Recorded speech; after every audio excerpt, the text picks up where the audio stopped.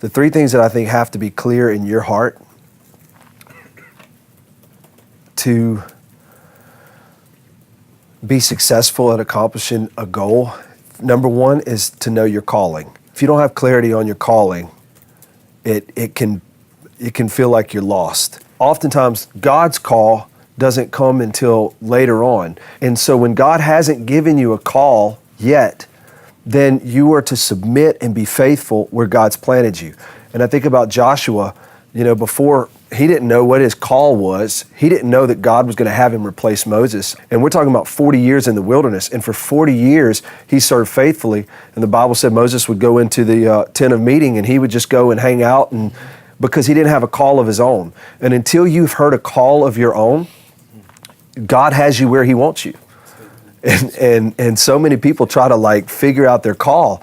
And it's like, man, be faithful where you're at. And then God will make known his call to you. And you have to understand that it's his good pleasure to use you how he sees fit.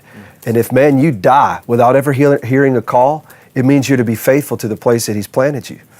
And every once in a while, he'll call somebody specifically, but it's him that does it. Clarity in your calling. And basically, I'm telling you two options. If God hasn't spoken to you clearly about your calling, then remain faithful to where you are, and that is your calling.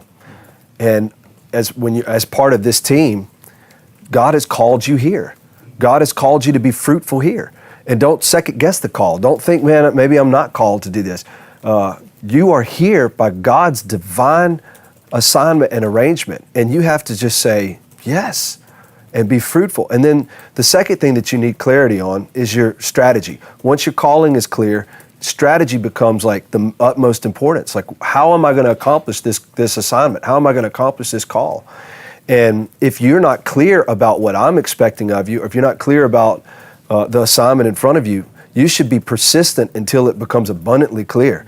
Let's keep talking and keep dreaming, and let's make the call real clear so your strategy because once you know what my call is, the strategy becomes a lot easier, because it's like I said, if your call is to start a restaurant, well, your strategy becomes real clear. Learn how to cook food, learn how to do business, and so the call, the strategy, and then finally, what is my team? That has to become clear. The call has to be clear, the strategy has to be clear, then the team has to be clear. You have to have a strong team.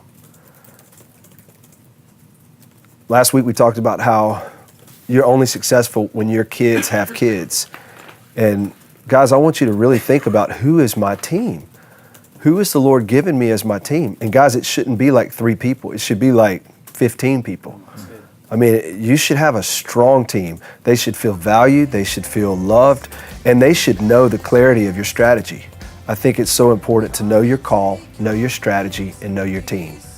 And for me, it's real clear. The call of God for me right now is to pastor this local church. So my strategy is something that I'm constantly refining, getting better and better at refining. How am I going to accomplish this call? And my team is you. I don't have another team. You look at how successful we'll be how defined that call is, how clear the strategy is, and how strong the team is. And then you have to really figure out, what is my assignment? What's my strategy to make it happen? And who is the team that God's given me to accomplish this? I cannot do this thing alone. If I can do it alone, it's not big enough. It's just, it's a silly assignment. I mean, I have to have a team.